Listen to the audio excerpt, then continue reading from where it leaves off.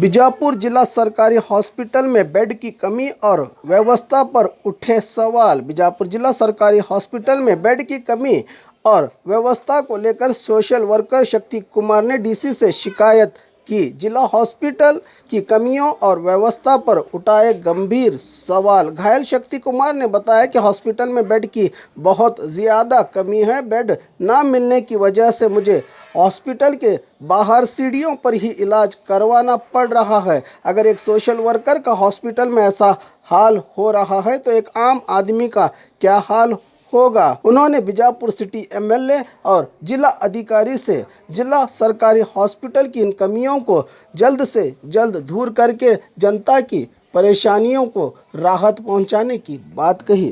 अधिकारिಗಳಿಗೆ ವಿಜಯಪುರ ಇವತ್ತು ನಾನು ಕಾನೂನಿನಲ್ಲಿ ನ್ಯಾಯ ಕೇಳಿದ್ದಕ್ಕಾಗಿ ನನ್ನ ಮೇಲೆ ಹಲ್ಲೆ ಮಾಡಿದರು. ನಾನು MLC ಕೇಸ್ ಮಾಡಕ್ಕೆ ಬಿಜಾಪುರ ಸಿವಿಲ್ ಹಾಸ್ಪಿಟಲ್ಗೆ ಬಂದಿದ್ದೆ. ರಾತ್ರಿ 11:30 12 ಆಗಿದೆ. 12 ಇವಾಗ 12:30 ಆಸ್ಪತ್ರೆಯಲ್ಲಿ MLC ಕೇಸ್ಗಳಿಗೆ ಬೆಡ್ ಇಲ್ಲ.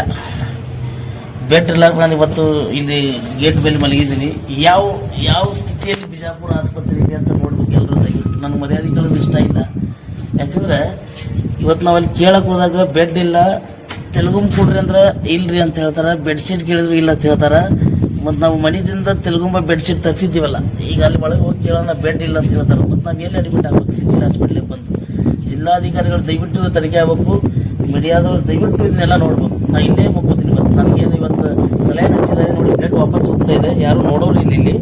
ಸರ್ಜನ್ ಫೋನ್ ಮಾಡಿದರೆ PH ಜವಾಬ್ದಾರಿ ಉತ್ತರ ಕೊಡ್ತಾರೆ, ಇಲ್ರಿ ಮತ್ತೇನು ಅಡ್ಜಸ್ಟ್ ಮಾಡ್ಕೊಡ್ರಿ ಅಲ್ಲೇ ಮುಗ್ಕೋರಿ ಅಂತ. ಇವತ್ತು MLC ಕೇಸ್ ಪೊಲೀಸ್ ಕೇಸ್ ಆಗ್ಯದ. ಈಗ ನಮ್ಮಂಥವ್ರಿಗೆ ನಾವು ಹೋರಾಟಗಾರ, ನನಗೆ ಹಿಂಗಾದ್ರೆ ಸಾಮಾನ್ಯ ಜನರ ಗತಿ ಏನಿದೆ. ಬಿಜಾಪುರ ಜಿಲ್ಲಾಡಳಿತ ಏನು ಮಾಡ್ಲಾಕತ್ತೀನಿ, ಮಾನ್ಯ ಶಾಸಕರು ಏನು ಮಾಡ್ಲಾಕತ್ತೀನಿ. ಶಾಸಕರು ಹೇಳ್ತೀರಿ ನಮ್ದು ಅಡ್ಡ ಆಸ್ಪತ್ರೆ ಐತಿ, ಇದು ಮಾಡಿರಿ ಅಂತ ಹೇಳ್ತೀರಿ.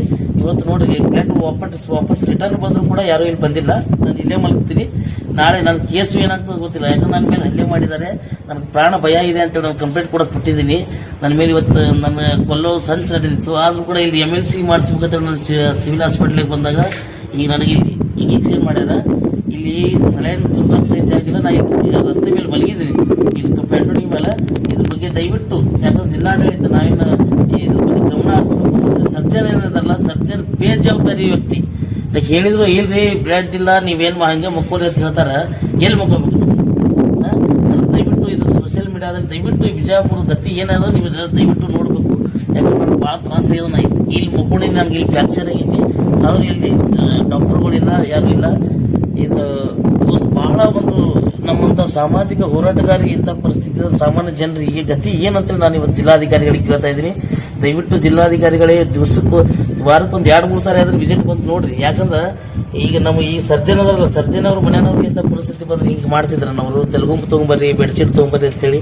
ಯಾಕಂದ್ರೆ ಇಲ್ಲಿ ಏನೇನು ಮಾಡ್ತಾರೋ ಏನೇನಿಲ್ಲ ಅಂತ ನನಗೆ ಬೇಕಾಗಿಲ್ಲ. ಯಾಕಂದ್ರೆ ನನ್ನ ಸಮಸ್ಯೆ ಸಲುವಾಗಿ ನಾನು ಬಂದೆ. ಬಟ್ ಇಲ್ಲೊಂದು ಸಮಸ್ಯೆ ಚಾಲು ಆಗಿದೆ ನನಗೆ ಗೊತ್ತಿಲ್ಲ. ನಾನು ಇಲ್ಲಿ ಇದ್ರ ಮುಂದೆ ಮಲಗ್ತೀನಿ. ಅದು ಕೇಸ್ ಏನಾಗ್ತದಾಗಲಿ. ಜಿಲ್ಲಾಧಿಕಾರಿಗಳು ದಯವಿಟ್ಟು ಇದ್ರ ಬಗ್ಗೆ ಗಮನ ಹರಿಸ್ಬೇಕು.